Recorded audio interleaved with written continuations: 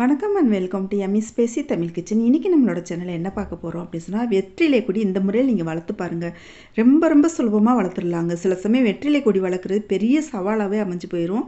அந்த மாதிரி இல்லாமல் இது வந்துட்டு ரொம்ப சுலபமாக வளர்த்துறாங்க. இந்த கணு பார்த்தீங்கன்னு சொன்னால், இந்த வேர் பகுதி மாதிரி இருக்குது பாருங்களேன், இந்த கணு தெரியுது பார்த்தீங்களா? அதுக்கு முன்னாடி வந்து நம்ம கட் பண்ணி எடுத்துக்கணுங்க.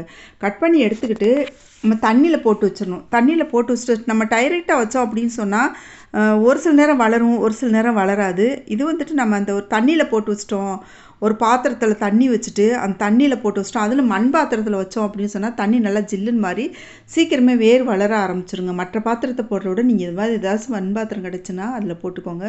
போட்டு அந்த தண்டு பகுதி எல்லாமே தண்ணியில் மூழ்கிற மாதிரி அந்த இலை மட்டும், வெற்றிலையோட இலைகள் மட்டும் வெளியில் இருக்கிற மாதிரி பார்த்துக்கோங்க. இது மாதிரி பார்த்துட்டு நீங்கள் வச்சிட்டிங்க அப்படின்னு சொன்னாலே ஒரு வாரத்தில் பாருங்கள், தண்ணி மட்டும் ஒரு 2 நாளைக்கு ஒருக்கா மாற்றிக்கோங்க.